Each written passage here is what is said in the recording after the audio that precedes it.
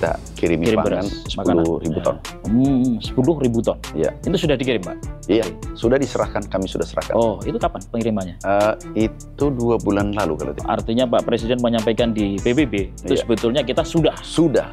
Tidak omon-omon. Bukan omon-omon, sudah diserahkan. Dan stok 3 juta sekarang itu ada di mana, Pak? Ada di gudang. Gudang Bulog, Iya, maksudnya. 3,9.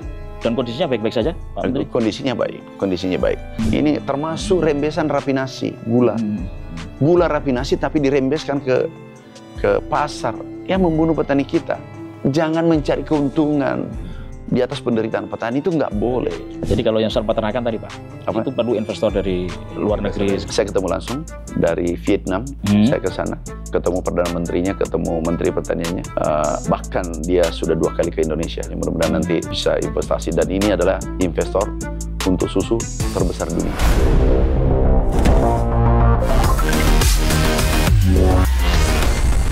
Bertemu kembali dengan Info A1 bersama saya Arifin Asdad.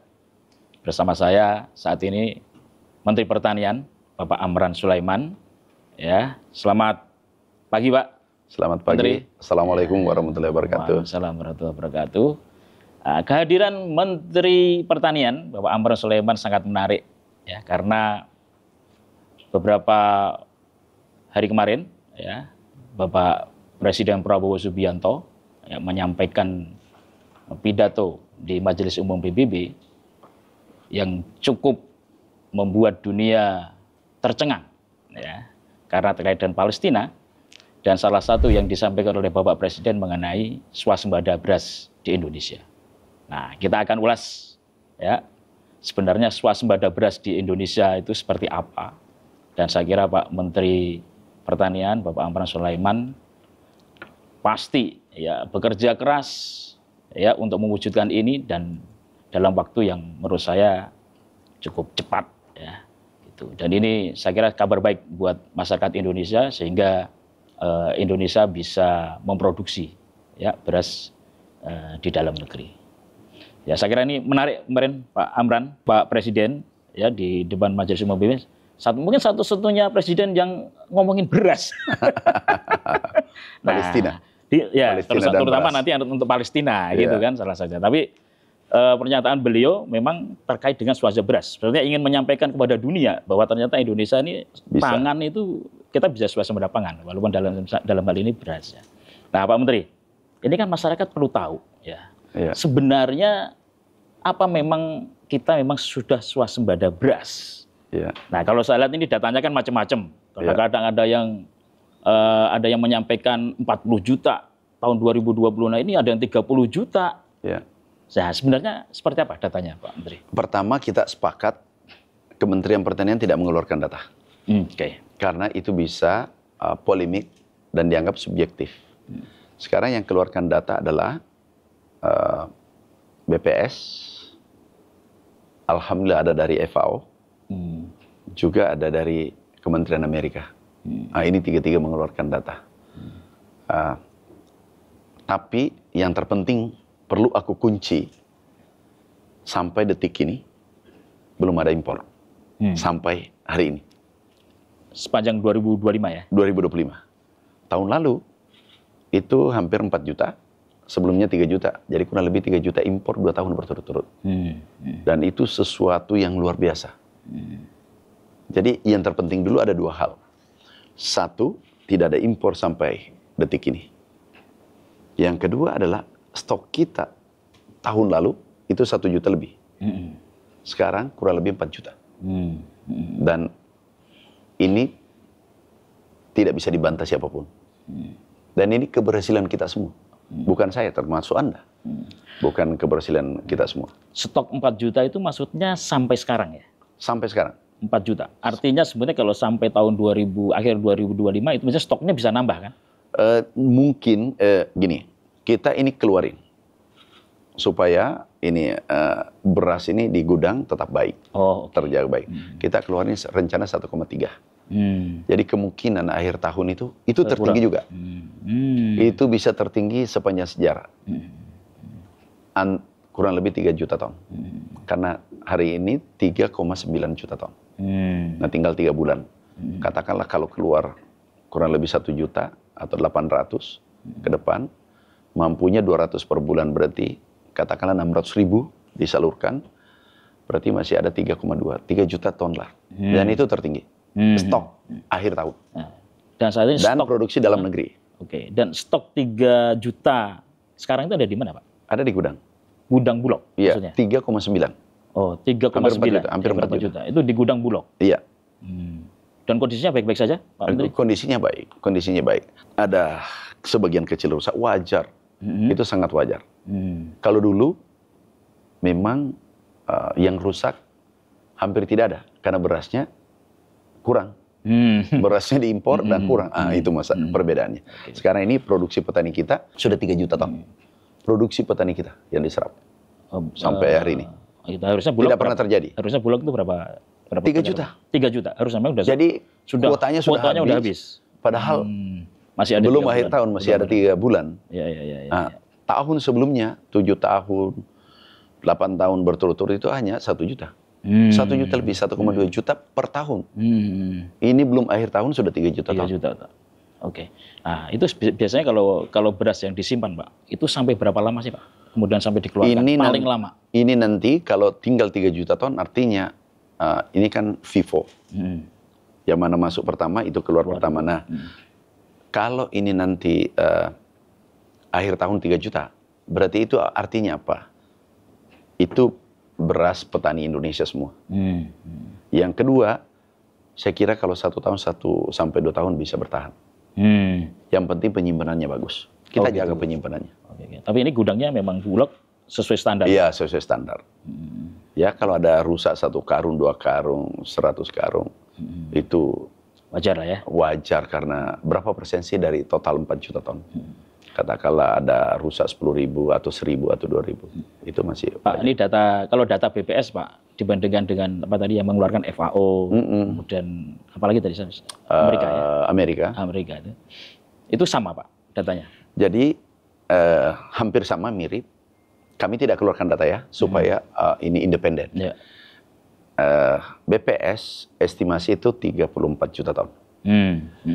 Oke. Kemudian FAO 34-35. Kemudian Kementerian Amerika, USDA, United States Department of Agriculture, itu 34. Oke. Sekitar itu produksi ini akhir tahun nanti. Prediksi akhir tahun. Sekarang nih produksi Januari sampai Oktober itu hari ini itu September berarti oleh BPS ya, itu 31 juta ton. 31 juta ton. Tahun lalu pada bulan yang sama, Januari Oktober itu hanya 27. Berarti sudah surplus 3 juta ton. 3 juta. Nah, masih ada 4 juta ton. November, Desember masih ada 2 bulan. Katakanlah produksi 2 bulan, 1,5 aja paling rendah ya. Apalagi kalau 2 juta. Itu 34-35 aman. Dan tahun sebelumnya hanya 30. Target kami dari Bapak Presiden, dari kesepakatan Komisi 4, dari pemerintah, dari Kementerian Keuangan, Bappenas, itu hanya 32 juta ton. Artinya di atas. Di atas ya. Nah, ini berkat dukungan penuh oleh Bapak Presiden dan regulasi-regulasi yang menghambat sarana produksi itu disederhanakan. Pak, jadi kalau misalnya datanya itu sekarang 31 ya. Iya. Ini berarti memang sekarang masih banyak sawah-sawah yang masih 2 bulan panen, 3 bulan. Panen 3 bulan panen. Oktober, November, Desember masih 3 bulan. Nah, kalau kebutuhan sebetulnya beras berapa, Pak? 30 juta. 30 juta. Iya. Artinya kalau kita bisa 34, 35, sebetulnya surplus 4 juta, 3 juta, 4 juta. Oh, gitu ya. Itu yang kemudian disampaikan sama Bapak Presiden. Iya. Bahwa surplus. Ini surplus sehingga perlu untuk diekspor. Iya. Gitu kita kemarin kami serahkan langsung atas perintah Bapak Presiden ke Menteri Pertanian Palestina. Oh, ini termasuk yang Palestina? Ya, kita doakan merdeka, kemudian lebih sempurna kita kirimi pangan 10.000 ton. 10.000 ton? Iya. Itu sudah dikirim, Pak? Iya, sudah diserahkan, kami sudah serahkan. Oh, itu kapan pengirimannya? itu 2 bulan lalu kalau tidak salah. 2 bulan lalu. Artinya Pak Presiden menyampaikan di PBB, itu sebetulnya kita sudah. Sudah. Tidak omon-omon. Bukan omon-omon, sudah diserahkan. Dan itu akan ada lagi atau kira-kira? Ke depan akan kunjungan lagi. Pemerintahnya, saya sudah terima suratnya. Kita akan membangun klaster pertanian, food estate, klaster ini, padi atau hortikultura. Kemudian kita kerjasama di dalam. Nanti kebutuhan pangan Palestina kita penuhi dari Indonesia. Dari klaster kita? Iya. Luar biasa. Jadi kita kerjasama. Ini ide siapa, Pak? Iya, perintah Bapak Presiden. Perintah Bapak Presiden. Ya, ide Bapak Presiden. Kita ini operator. Kita ini hanya melaksanakan. Ya. Selain ke Palestina, katanya juga ada mulai diekspor, Pak, ke negara lain, Pak? Kalau jagung kita ke Filipina dan Malaysia. Kalau beras? Kalau beras belum. Oh, belum. Karena kami melihat situasi iklim dulu. Iklim dulu ya. Jangan sampai terjadi apa-apa. Nah, sebetulnya Pak, nih Pak, karena artinya apa yang dilakukan oleh pemerintah ya, dalam ini mungkin Menteri Pertanian yang bisa menghasilkan swasembada beras, ini kan artinya memang melebihi dari target yang sudah ditentukan. Nah, ini sebetulnya Pak, kunci suksesnya apa Pak? Sebetulnya?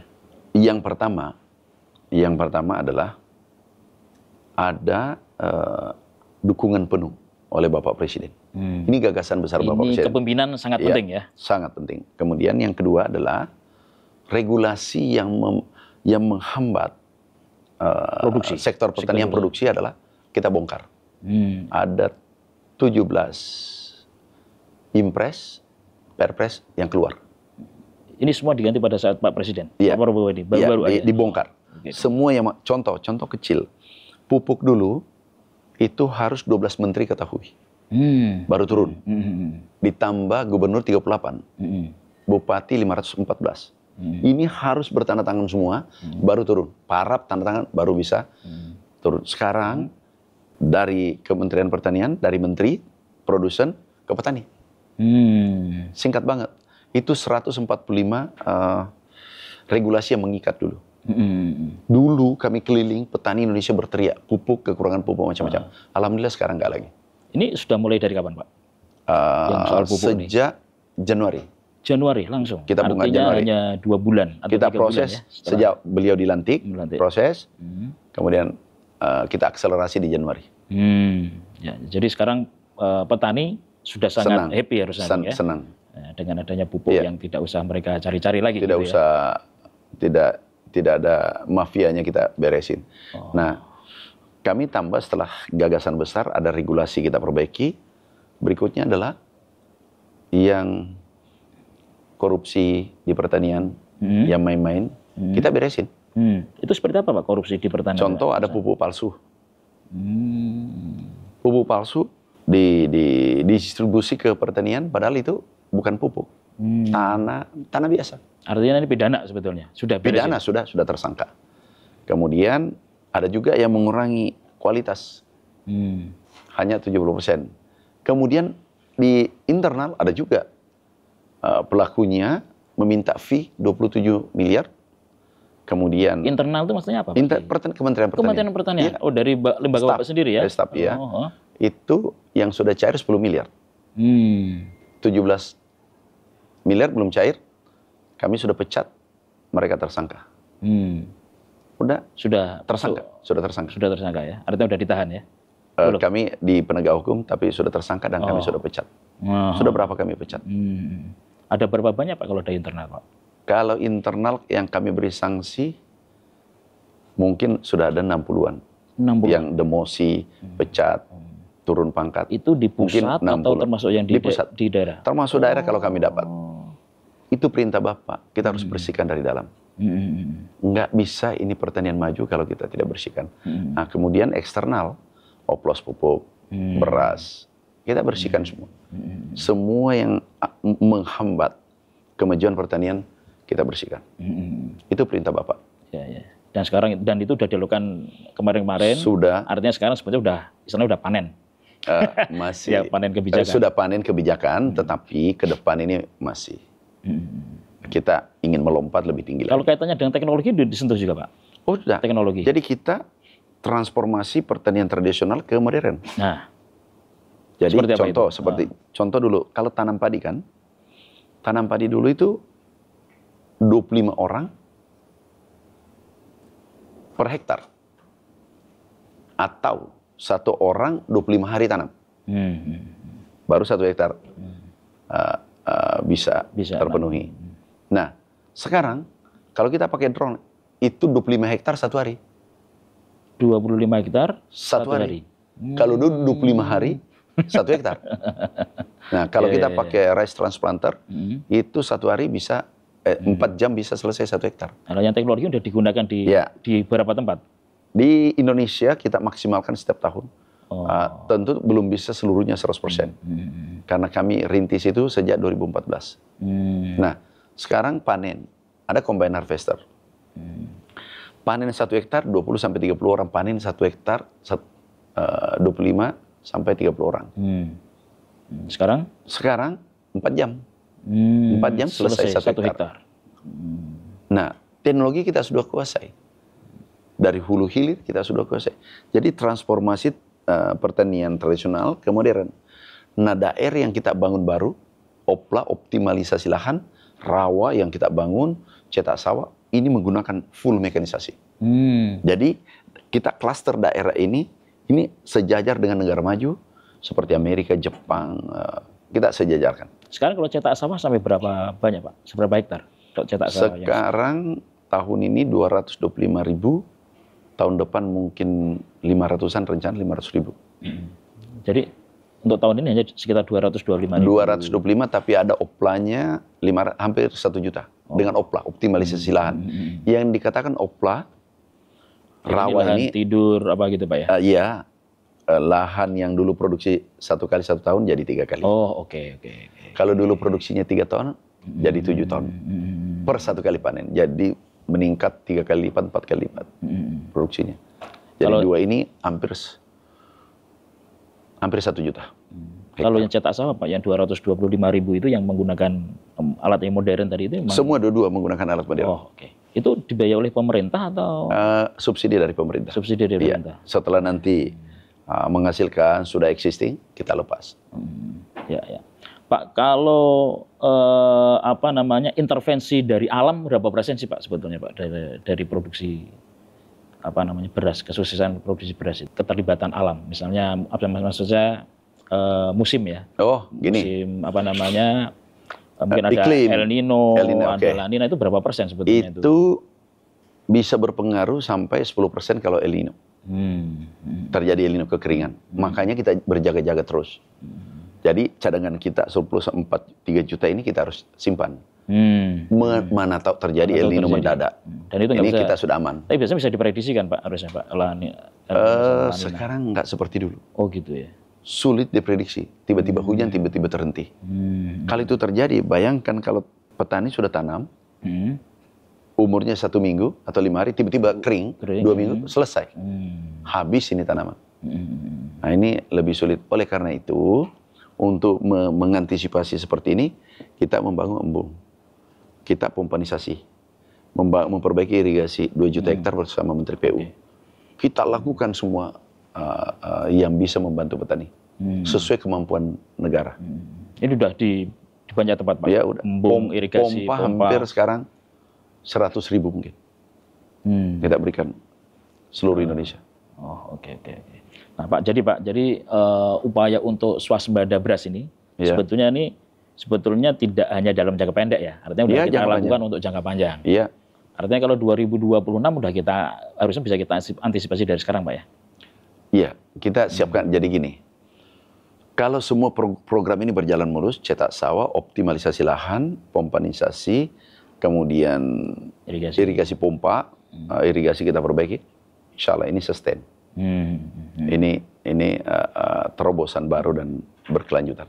Ya, jadi tidak hanya sekedar tahun ini aja swasembada, tapi tahun-tahun berikutnya juga akhirnya swasembada. Yang penting cetak sawah, optimalisasi lahan, dan irigasi. Kalau 3 ini, pompanisasi ada 4. Kalau ini berjalan dengan baik, insya Allah tahun-tahun ini berkelanjutan. Ya, kalau 2026 udah ada Pak targetnya Pak? Oh ada, kita. sudah. Berapa? Sudah disiap.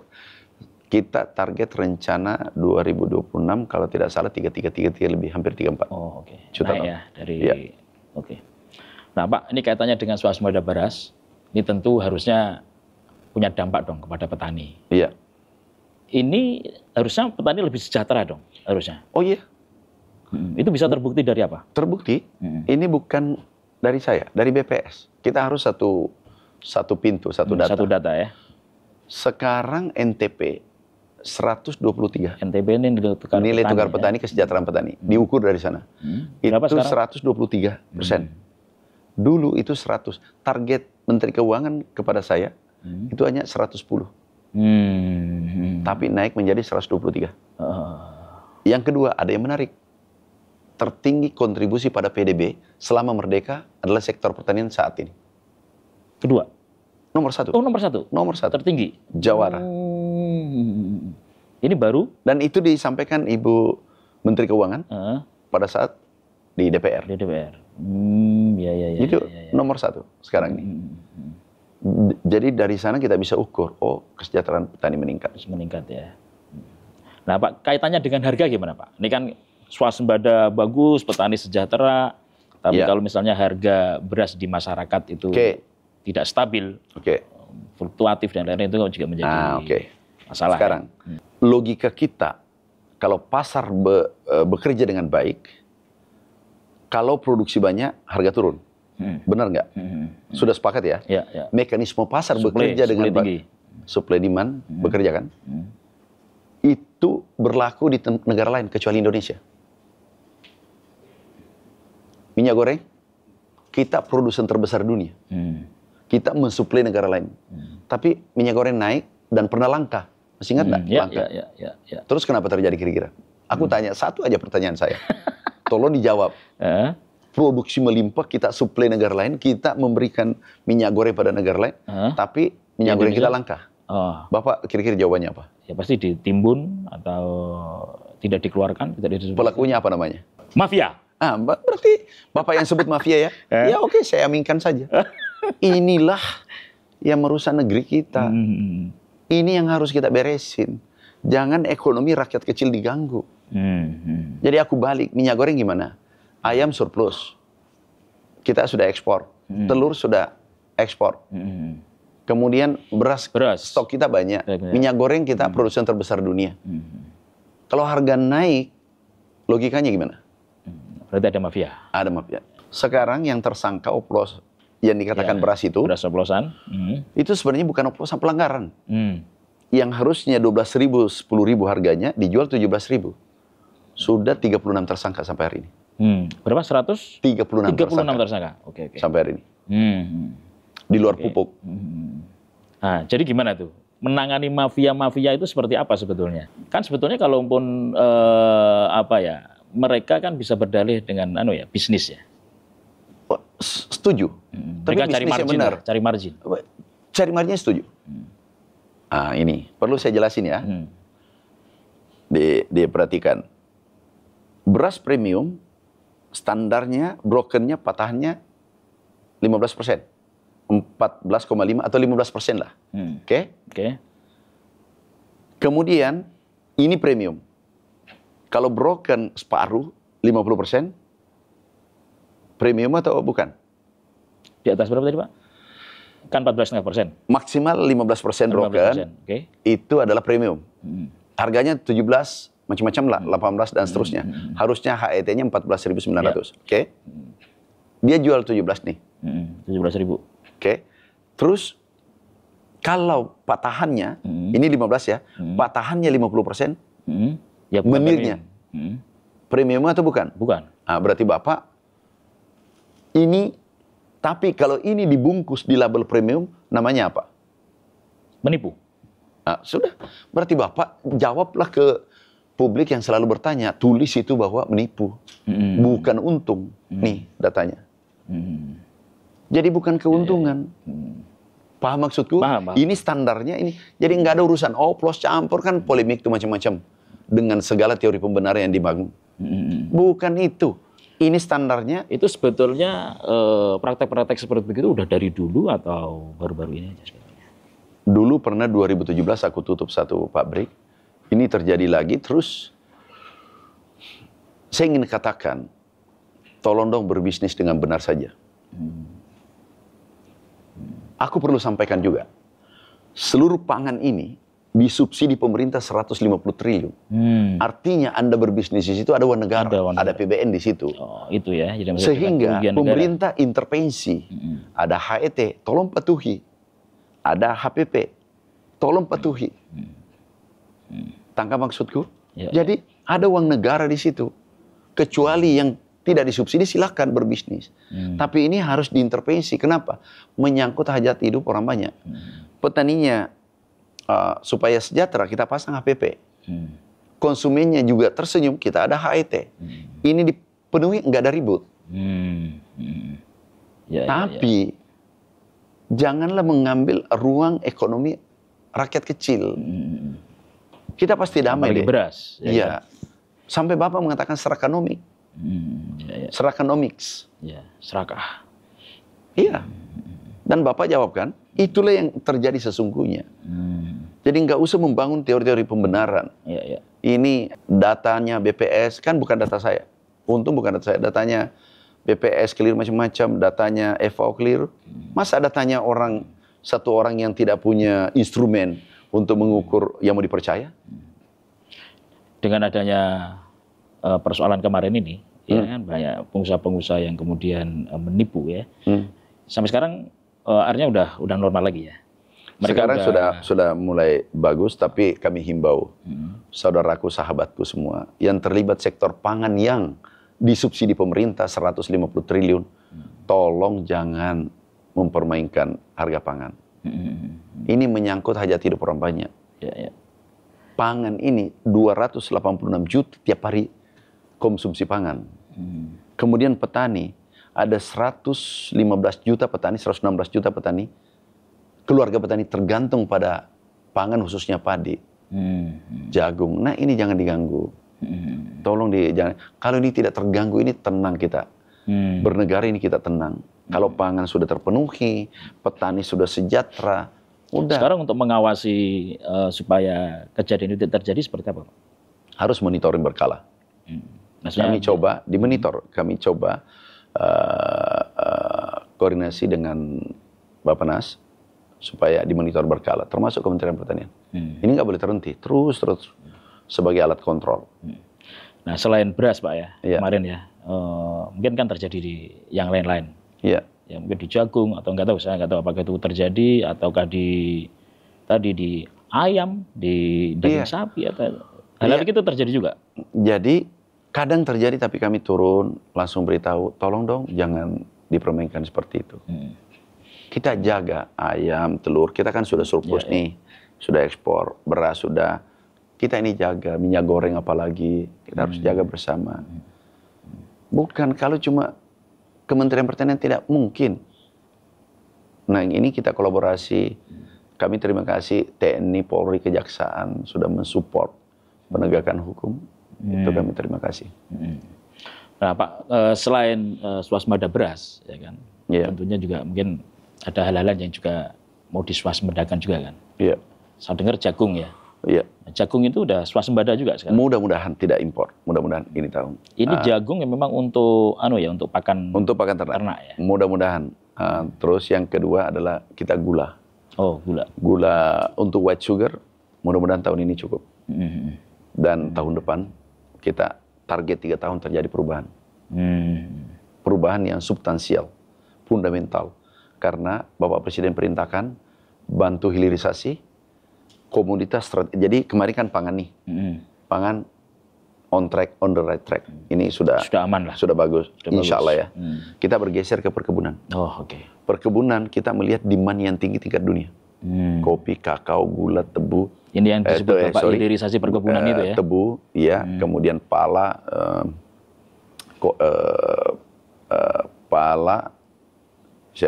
tebu, kelapa dalam. Nah ini potensi kita besar banget. Nah kita hilirisasi, contoh kelapa. Kelapa kalau kita ekspor bahan mentah, itu dulu harganya 1.350. Sekarang sudah naik 5.000, 7.000. Tapi kalau ini kita buat menjadi coconut meal. Artinya menjadi barang 100 kali turunan, lipat. ya. 100 kali lipat. Itu 10.000. Katakanlah kita hitung-hitungan gampangan. Sekarang ini nilai ekspor kita 24 triliun. Dari apa Pak nih Pak? Kelapa saja, kelapa dalam. Kelapa saja ya? Kalau 100 kali lipat, itu kan 2.400 triliun. Iya. Anggaplah separuh. 1.200 triliun. Ya. Luar biasa kan? Baru kelapa. Dan di negara lain sulit tumbuh kan? Eropa. Yang menarik sekarang adalah ada pergeseran konsumsi. Dari susu biasa ke susu sapi, kambing, dan seterusnya ke coconut meal lebih sehat. Ada juga PCO. Yang apa namanya itu? Kayak santan. Ya. Ini menarik. Makanya kami rancang ke depan perintah Bapak Presiden hilirisasi komoditas yang demand-nya tinggi tingkat dunia. Dan ada yang menarik lagi, gambir. Gambir. Baru saja ini tambahan. Gambir kami baru pulang dari Sumatera Barat. Kami temukan gambir itu diekspor gelondongan. Kita ini memenuhi dunia 80% gambir dari Indonesia. Terutama ke India. Kalau kita hilirisasi, bisa jadi sampo, bisa jadi tinta, bisa jadi skincare. Itu kemarin hitungan profesornya ya, hitungan guru besarnya, penemunya di sana yang tahu racikannya. Itu bisa 5.000 triliun, itu 1 APBN lebih baru gambir. Ini kita harus hilirisasi. Selama ini kita memang ini Pak, mengembangkan gambir juga? Sudah 80%, itu cuma alami aja. Nah ini harus kita intervensi. Jadi rencana kami adalah insya Allah kalau visible kita bangun industrinya, hilirisasi. Agar edit value-nya ada di Indonesia. Bayangkan dulu cuma berapa triliun, tiba-tiba bisa, nggak usah 5.000 triliun. Sudah 500 triliun, 200 triliun itu sudah besar banget. Kita hilirisasi. 80% kita penuhi kebutuhan dunia dari Indonesia. Ini emas ini kita jaga. Kalau gambir di negara lain juga tumbuh nggak Pak? Saya tidak tahu, belum cek, tetapi sekarang ini 80% dari Indonesia. Dari Indonesia? Iya. Oke. Nah ini Pak, untuk mempersiapkan hilirisasi perkebunan, ya tadi termasuk kelapa, gambir, dan lain-lain, itu yang sekarang sudah disiapkan oleh pemerintah seperti apa? Sekarang anggaran kita mau investasi ya, APBN dan Himbara dan Antara, itu totalnya 371 triliun. Anggaran untuk hilirisasi perkebunan aja? Iya, jadi replanting, tanam baru, dan hilirisasi, processing. Dari hulu hilir, itu 371 triliun. Kemudian kita memprioritaskan plasma masyarakat. Dari 300 itu, masyarakat itu kurang lebih hampir 200 triliun. 180-190 triliun masyarakat. Kemudian swasta 92 triliun dan BUMN 89 triliun. Kemudian bibitnya adalah benihnya kita mulai sekarang. Itu Bapak Presiden berikan anggaran 9,95, 10 triliun lah. 10 triliun itu kita memberikan gratis bibit dan pengolahan seluruh Indonesia untuk 800.000 lebih hektar seluruh Indonesia. Dan menyerap tenaga kerja 1,6 juta. Kalau 371 triliun ini, itu bisa menyerap tenaga kerja 8 juta. Ini artinya selesai masalah kita kan? Iya, betul. Pengangguran ya. Itulah visi besar Bapak Presiden, bahwa kita melakukan hilirisasi segala sektor. 371 triliun ini untuk 2026 Pak ya? Ini berapa? 371 triliun untuk anggaran. Ini berlanjut 3-4 tahun, terus menerus. Tidak 1 tahun 2026 aja. Kalau 2 tahun bisa selesai, lebih bagus. Tapi ini pasti butuh waktu. Jadi misalnya nih soal kelapa tadi Pak ya, yang kalau misalnya kita ubah menjadi produk-produk yang punya nilai lebih, ya sampai kita bisa menghasilkan misalnya katakanlah tadi setengah dari sekian tadi 1.200 triliun, itu kira bisa tercapai kapan Pak? Tergantung hilirisasi, kecepatan hilirisasi. Kecepatan kita hilirisasi. Pabriknya kita bangun dan seterusnya. Insya Allah kita akan bangun pabrik. Rencananya pabrik kelapa, kalau tidak salah 20-an.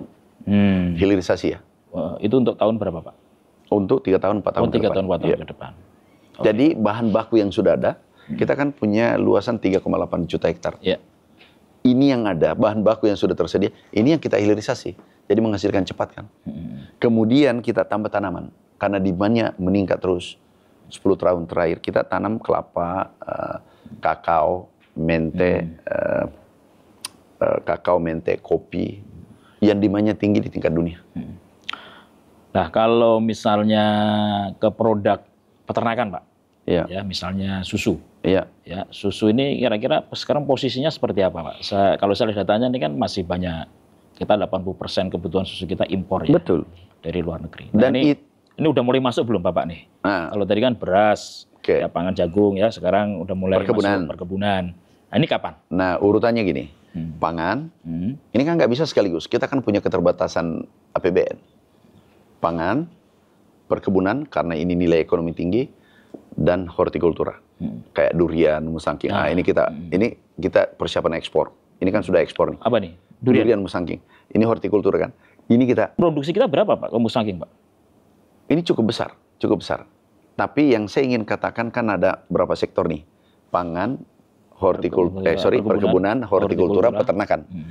Nah, kalau peternakan, kita mengharapkan investasi dari luar. Dari dalam dan luar negeri. Kita dorong itu, investor. Insentifnya adalah kita siapkan lahan. Nah, kemudian aku cerita, maaf, ini aku cerita masalah susu. Dulu 88, apa 9, itu impor kita cuma, 98, sorry. Itu impor kita cuma 40%. Sekarang 80. Ya. Kenapa? Ini saran IMF kita terima mentah-mentah. Korbannya adalah kedelai. Pasar bebas kan, kedelai, susu, bawang putih. Itu korbannya. Dan ini akan habis nih. Kalau kita serahkan mekanisme pasar. Gimana bisa petani kita, peternak tradisional diperhadapkan dengan New Zealand, diperhadapkan dengan Amerika.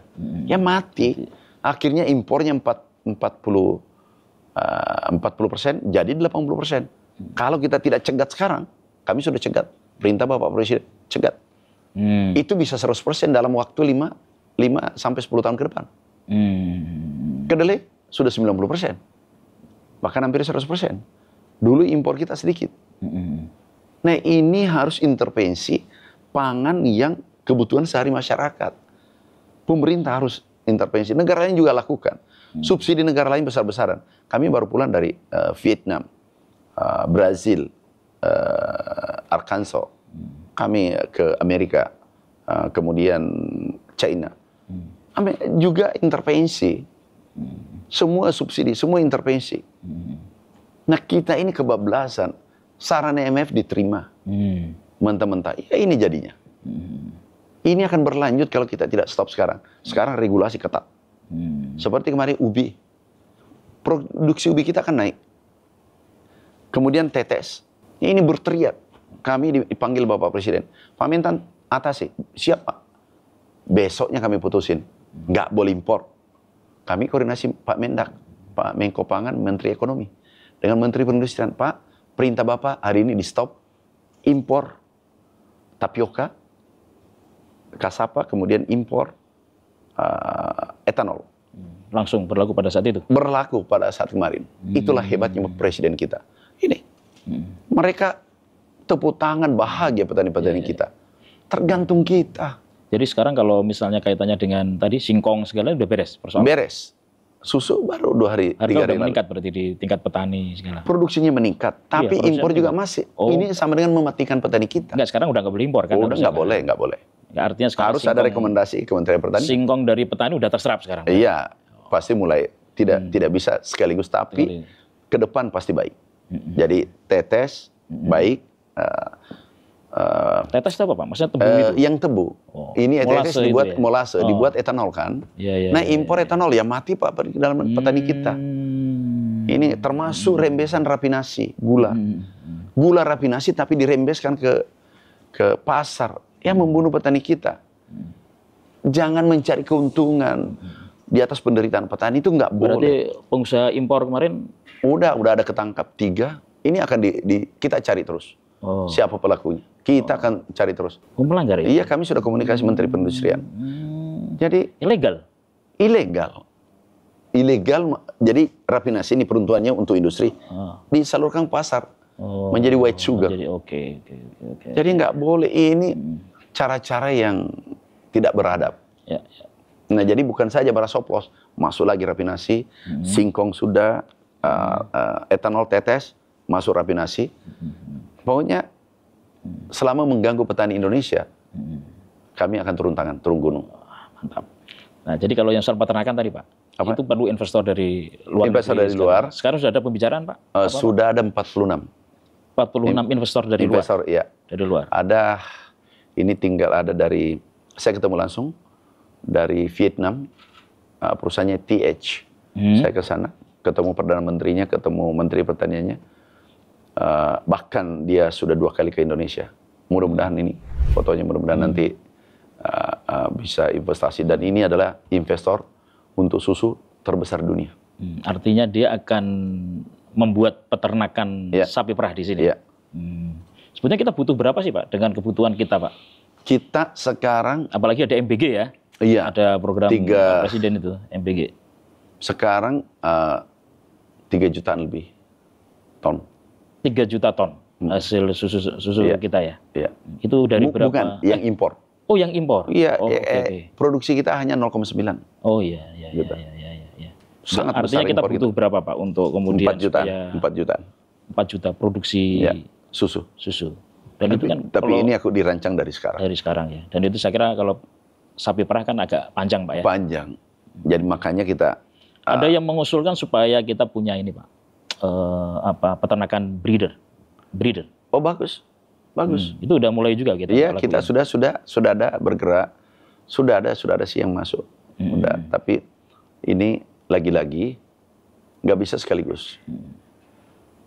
Pertanian ini masalahnya kompleks. Ini luar biasa. Nah, kita selesaikan satu-satu. Beras, jagung, ini yang penting aman dulu. Karena ini paling vital. Nah, kemudian masuk ke perkebunan, hortikultura, nanti ke peternakan. Tetapi bukan bahwa yang lain tidak jalan. Peternakan tetap jalan. Paralel. Tetapi ini harus butuh perhatian khusus yang hilirisasi ini. Karena itu bisa mengangkat kesejahteraan petani kita. Ini kan kita sudah swasembada beras, bahkan dari jagung, upaya pemerintah untuk melakukan hilirisasi perkebunan, ya termasuk hortikultura tadi, kemudian dari peternakan dan lain-lain. Ya kan sudah dirancang sedemikian rupa baik gitu ya. Tapi mengapa, Pak Menteri, kok masyarakat itu kadang-kadang meragukan ya? Apanya? Meragukan data yang kita miliki ya? Sebenarnya sederhana. Bapak bisa jawab sebagai masyarakat. Pertanyaan satu, nggak ada impor kan? Nggak ada impor. Ya sudah. Apalagi mau diperdebatkan? Nggak ada impor masuk, berarti apa artinya? Swasembada kan? Yang kedua, stok banyak. 2 ini aja dulu variabel. Nggak usah kita pakai BPS. Ada impor nggak masuk di perbatasan. Sangat mudah mematahkan orang yang tidak senang. Tidak senang dengan itu ya? Jadi kita maklumi banyak orang yang tidak senang. Importir tidak senang. Negara lain tidak senang. Kalau Indonesia berdaulat, Indonesia swasembada, itu negara pengimpor tidak bahagia. Thailand, Vietnam, Kamboja, Pakistan, India. Mana senang? Tidak bahagia kan? Indonesia adalah pasar terbesar. Jadi musuh kita adalah saudara kita sendiri. Sampai menyerang saya. Oh, seperti apa tuh, Pak? Menyerang, katanya gini, ini harga naik karena Bulog menyerap banyak. Bulog serap cuma 8%. 8%. Terus mekanisme pasar kan katanya berlaku. Iya berlaku, negara Indonesia tidak. Minyak goreng. Jawab tadi kan, berarti ada mafia kan? Minyak goreng, ayam, telur, kita tidak impor tapi ekspor. Bawang merah, kita sudah ekspor. Dulu impor. Jadi saya ulang, sederhana kan logikanya. Hari ini tidak ada impor beras medium masuk di Indonesia. Sampai detik ini. Bagus nggak untuk Indonesia? Bagus dong. Yang kedua, stoknya terbesar sepanjang Merdeka. Bagus kan? Bagus. Ya itu aja. Nggak usah kita dulu tunggu. Yang ragu itu logikanya kita harus pencerahan kepada mereka. Jadi jangan di framing macam-macam. Beras tidak adalah macam-macam data. Yang terpenting hari ini kita harus bangga. Karena kami keliling mendampingi Bapak Presiden. Kami ke Malaysia, Singapura, Rusia, kemudian ke Jordan. Kemudian kalau pertemuan pemimpin-pemimpin negara, apa yang diminta? Negara eksportir beras. Pertama pembukaan minta ke Bapak Presiden, bisa enggak kami ekspor ke Indonesia? Bapak Presiden mengatakan dengan bangga, sudah cukup. Itu aja dulu, nggak usah data ini, data ini. Ya Bapak tahu kan tidak ada impor kan? Media Bapak kan pasti monitor. Nggak ada kan? Tidak ada impor. Iya, tolong disampaikan nanti Pak. Aku minta tolong sampaikan bahwa tidak ada impor. Pak Menteri melihat nggak ada misalnya dugaan-dugaan, wah ini sabotase. Oh pasti, itu tidak akan pernah habis sampai kiamat. Tidak pernah, cuma kita harus memitigasi pergerakan mereka. Jangan mereka yang mau mengatur ini negara. Jangan mereka yang mau mengendalikan negara. Ya negara ini kasihan negeri, kasihan rakyat dipermainkan nasibnya. Jangan cuma komentar 5 orang seakan-akan benar. Nah Bapak aku tanya balik, hari ini tidak diimpor kan? Tidak ada. Tertinggi stok kan?